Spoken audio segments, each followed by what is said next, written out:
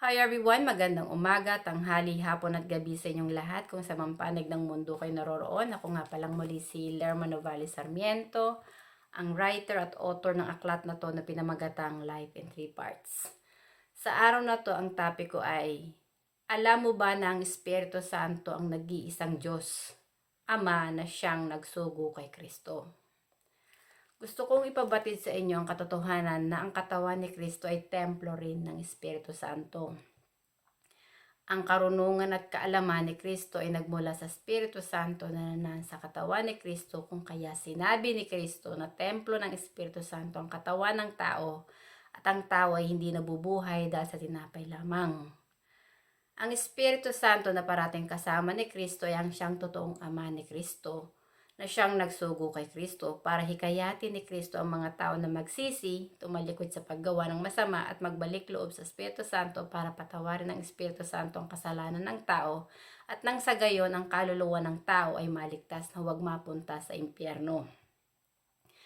Sinabi ni Kristo, huwag matakot sa may kakayahang pumatay ng katawan ngunit hindi ng kaluluwa.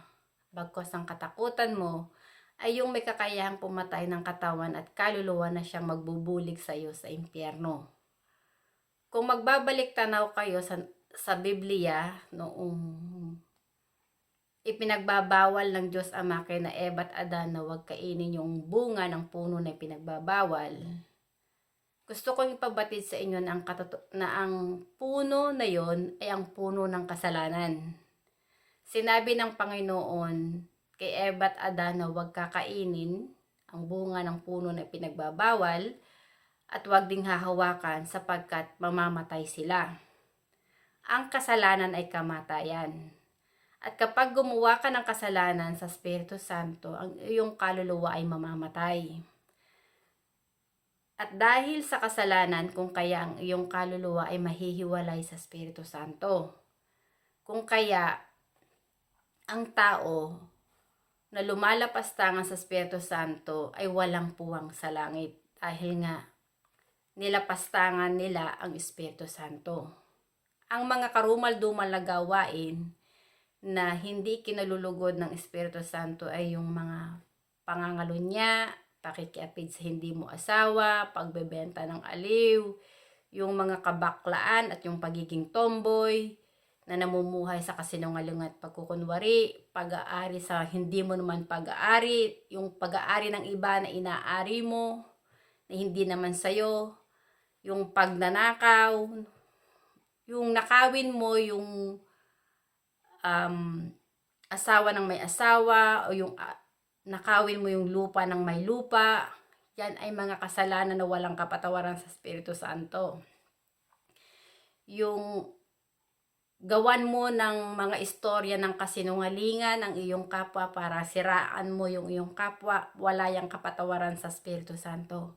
Alam lahat ng Espiritu Santo ang ginagawa ng mga tao. Dahil templo ng Espiritu Santo ang katawan nating mga tao, at ang Espiritu Santo lang ang nag-iisang Diyos na siyang may gawa ng katawan at kaluluwa nating mga tao. Kung kaya sinabi ni Kristo na templo ng Espiritu Santo ang katawan nating mga tao. At itong aklat na to ay kalat na rin sa iba't ibang panig ng mundo. Ang layunin at misyon ng aklat na ito ay para ibahagi ang mabuting balita sa buong mundo, na para ipakilala ng Espiritu Santo ang nag-iisang Diyos na dapat nating sambahin, purihin, at ibigin ng higit sa lahat, sapagkat ang Espiritu Santo ang Alpha at Omega na siyang may hawak ng ating buhay. Ang Espiritu Santo ang nagbigay ng buhay sa ating mga tao ay siya ring babalik para bawiin yung buhay na pinahiram sa atin ng Espiritu Santo, kung kaya tayo ay mamamatay. At kapag namatay na ang tao dito sa mundo, ang kanyang katawan ay babaon lang sa lupa o susunugin. Pero yung kanyang kaluluwa, babalik yun sa Espiritu Santo para humarap sa paghuhukom. At sa araw ng paghuhukom, ang ating kaluluwa ang siyang haharap sa paghuhukom ng Diyos Ama. Dahil templo ng Espiritu Santo ang katawan ng tao, alam lahat ng Espiritu Santo kung anong ginawa ng tao nung ito'y nasa lupa pa. Kung ito ay gumawa ng mga karumal-dumal yung mga kalaswaan at kamunduhan, yung nakikiapid siya sa hindi niya asawa, nangangagaw siya ng asawa ng may asawa, nagbebenta siya ng aliw, o bakla siya nung siya nandito pa sa lupa, o tomboy siya. Yung mga kalaswaan at kamunduhan, hindi yan kinalulugod ng Diyos Ama. Yung pangangaral ng salita ng Diyos na hindi mo naman tinanggap ang Espiritu Santo at hindi ka rin pinahintulutan ng Espiritu Santo na mangaral ng salita ng Diyos, wala rin yung kapatawaran sa Espiritu Santo. Kaya sinabi ni Kristo na mag-ingat sa mga bulaang propeta, sapagkat marami silang ililigaw ng landas at ang kanilang puso nga daw ay sa halimaw. Honestly, maraming mga bulaang propeta dito ang nanghas mangaral ng salita ng Diyos na hindi naman nila tinanggap ang Espiritu Santo kay Kristo at hindi rin sila pinahintulutan ng Espiritu Santo. Maraming mga bulaang propeta dito ang naglalaban-laban at nagpapagalingan na ang kanila daw relihiyon ang totoong iglesia ng Diyos. Ang katotohanan, ang totoong iglesia ng Diyos ay ang Espiritu Santo lang ang sinasamba na Diyos.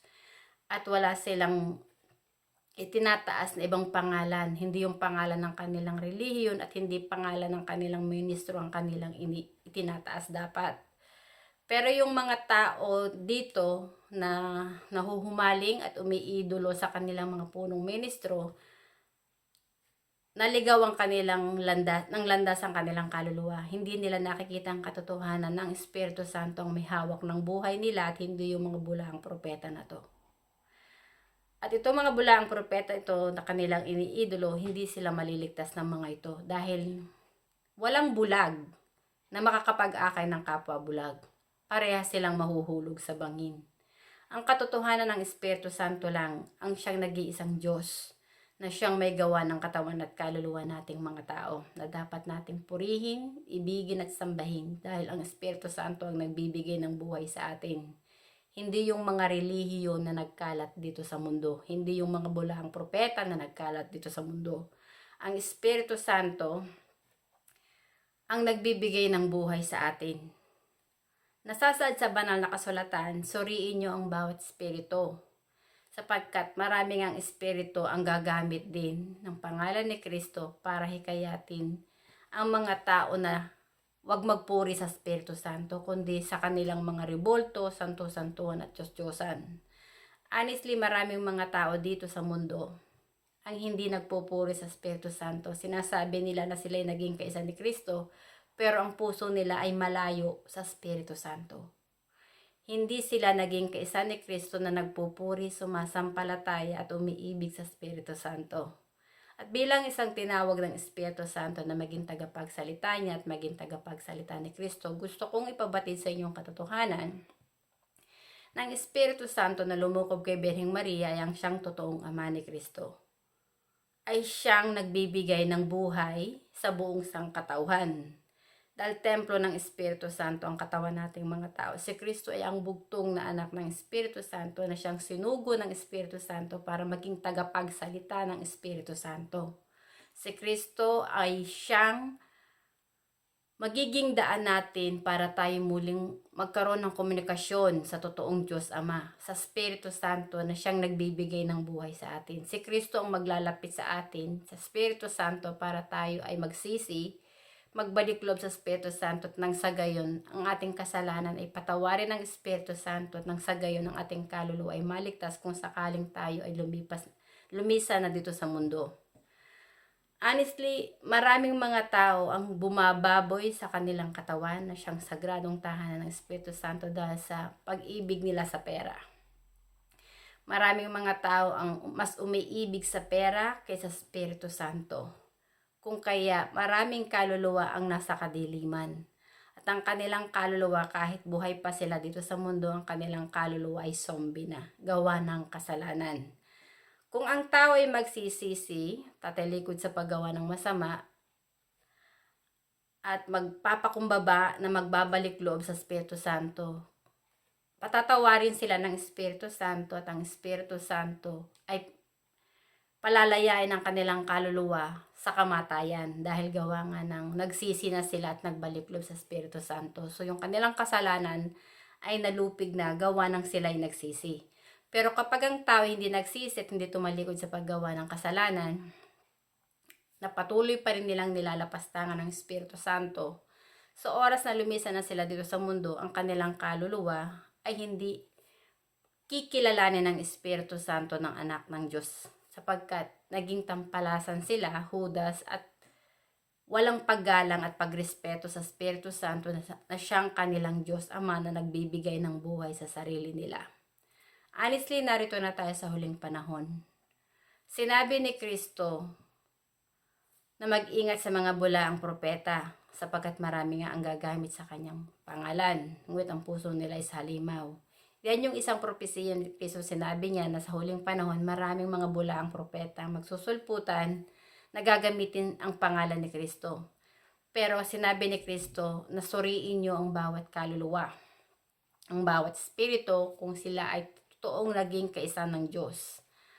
Honestly, maraming mga bulaang propeta dito, ang kanilang pangalan at ang kanilang relihiyon ang itinataas nila na Iglesia ng Diyos. Hindi nila itinataas at hindi nila pinakikilala na ang Espiritu Santo lang ang nag-iisang Diyos at ang totoong Iglesia ng Diyos ay ang Espiritu Santo lang ang sinasamba.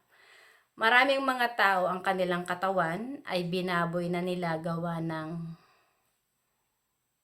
kung anong meron ngayon dito sa mundo. Maraming mga tao ang mga hindi na rin nakontento kung paano sila nilikha ng Espiritu Santo. Gawa ng science, pinaparitoke nila ang kanilang mga hitsura. Yung dating normal na kung paano sila nilikha ng Diyos, nireretoke nila yon sa kagustuhan nila na sila'y gumanda sa paningin ng ibang tao. Pero malaking kasalanan yun sa Espiritu Santo dahil sagradong tahanan ng Espiritu Santo ang katawan nating mga tao. At kapag binago mo ang sagradong tahanan ng Panginoon ng Espiritu Santo sa kaanyuan na gusto mo, ibig lang sabihin yan, naging mapagmataas ka sa Espiritu Santo at feeling mo mas nakahihigit ka pa sa Espiritu Santo na siyang nagbibigay ng buhay sa iyo. Sa araw na lumisan ka na dito sa mundo, gawa nga ng niretoke mo yung mukha mo, pag humarap ka sa Espiritu Santo, alam ng Espiritu Santo na hindi iyon ang kanyang nilikha. Hindi mo pwedeng sabihin sa Espiritu Santo na mas magaling ka pa sa Espiritu Santo dahil ang Espiritu Santo nagbibigay ng buhay sa sarili mo. Kaya sa araw ng paghuhukom, maraming kaluluwa ang pumupunta sa impyerno kaysa sa langit dahil maraming kaluluwa ang lumalapastangan sa Espiritu Santo at hindi umiibig sa Espiritu Santo. Dahil mas iniibig nila ang karangyaan dito sa mundo, ang pera, at ang sarili nila.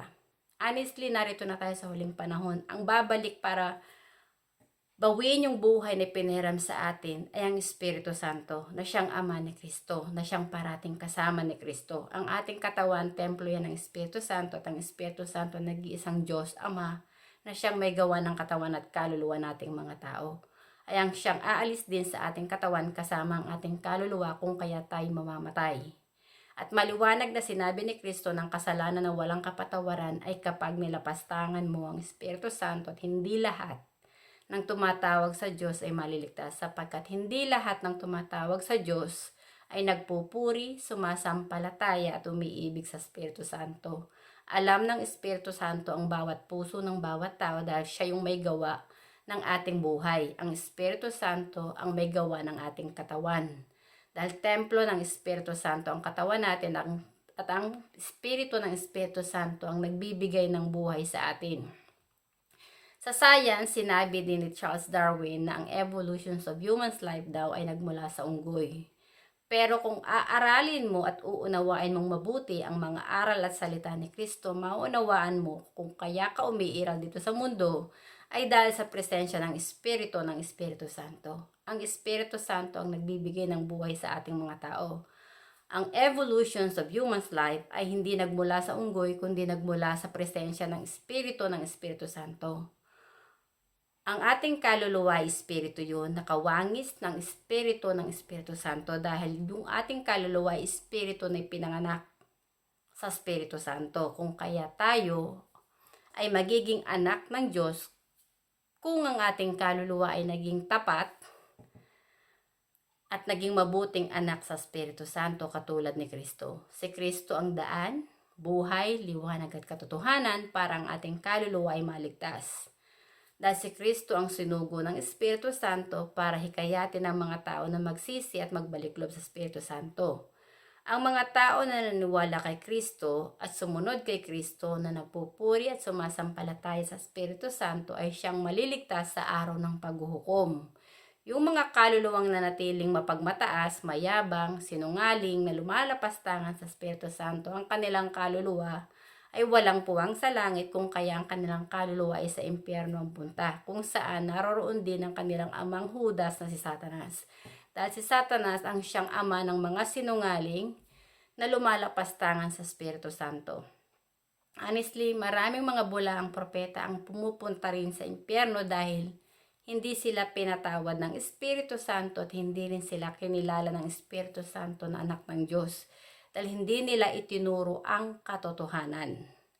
Ang katotohanan, ang Espiritu Santo lang ang nag-iisang Diyos at amang espiritual na siyang nagsugo kay Kristo ay ang siyang totoong may gawa ng katawan at kaluluwa ng buong sangkatauhan. Dahil bawat katawan ng tao ay templo ng Espiritu Santo. Kung kaya sinabi ni Kristo, honor God with your body. Dahil templo nga ng Espiritu Santo ang ating katawan. Ibig sabihin, kilalanin natin, irespeto natin, ibigin natin ang Espiritu ng Panginoon na nananahan sa ating katawan. Honestly, nung nangangaral si Kristo, hindi niya hinihikayat ang mga tao na pumunta sa mga simbahan. Dahil doon sa simbahan, nung si Kristo nangangaral, ang mga punong saserdote doon, naiinggit kay Kristo, nagagalit kay Kristo kapag si Kristo ay pumupunta doon sa simbahan. Gawa nga ng, ang mga pari, ang siyang feeling nila, sila yung talagang sugo ng Diyos at hindi si Kristo. Kaya nung si Kristo ay nangangaral, doon siya nangangaral sa parang. Marami siyang mga tao na tinuturuan sa parang siya nangangaral, hindi doon sa mismong simbahan ng mga bulaang propeta. Dahil yung doon sa simbahan, yung mga bulaang propeta, ang gusto nila, sila yung masusunod at hindi si Kristo. Honestly, yung mga pare ang nagpapatay kay Kristo sa krus, na nanghikayat kay Poncio Pilato na ipako si Kristo sa krus. Pero kahit alam ni Poncio Pilato na si Kristo ay walang kasalanan, naghugas siya ng kamay, na sinasabi niya na hindi niya kagustuhan din nga yung pagpapatay kay Kristo sa krus. Pero kagustuhan yun ng mga pare na siyang mga tagasunod ni Moises na saling lahi ni Abraham. Honestly, yung mga saling lahi ni Abraham ay hindi talaga naging anak ng Diyos. Anak sila ng demonyong si Satanas na lumalapastangan sa Espiritu Santo dahil yung katawan nila, binababoy nila sa pakikiapid, sa pangangalunya, dahil nga hindi sila makontento sa iisang asawa. Honestly, narito na tayo sa huling panahon. Ang Espiritu Santo lang talaga ang nag-iisang Diyos na dapat nating sambahin. At bilang isang tinawag ng Espiritu Santo na maging tagapagsalita niya, tinawag ako ng Espiritu Santo na gawin tong aklat na to para ipahayag ko ang katotohanan sa buong mundo at ipakilala na ang Espiritu Santo lang ang nag-iisang banal na Espiritu, na banal na Ama, ang siyang nag-iisang Diyos Ama na nagsugo kay Kristo, na siyang nag-iisang Espiritu at Diyos na may gawa ng katawan at kaluluwa ng buong sangkatauhan, sapagkat templo ng Espiritu Santo ang katawan ng tao. Ang Espiritu Santo na nasa katawan ni Kristo ay ang siyang Ama ni Kristo na siyang totoong Alpha at Omega. Si Kristo ay bugtong na anak ng Espiritu Santo. Ang Espiritu Santo na lumukob kay Birheng Maria ay ang siyang totoong Ama ni Kristo. Si Kristo ang sinugo ng Espiritu Santo para hikayatin ni Kristo ang mga tao na magsisi at magbalik loob sa Espiritu Santo para patawarin ng Espiritu Santo ang kasalanan ng tao at nang sa gayon, matulungan sila ni Kristo na maligtas ang kanilang kaluluwa na huwag mapunta sa impyerno. Si Kristo ang daan, buhay at liwanag para tayo ay maligtas ang ating kaluluwa sapagkat si Kristo ay bugtong na anak ng Espiritu Santo. At ang Espiritu Santo na nananahan sa katawan ni Kristo ang siya ring magpapabanal sa ating kaluluwa para patawarin ng Espiritu Santo ang ating kasalanan at nang sa gayon ang ating kaluluwa ay maligtas at maging kasama ni Kristo sa langit. Maraming salamat sa inyong pakikinig at hanggang sa muli. Bye! Thank you!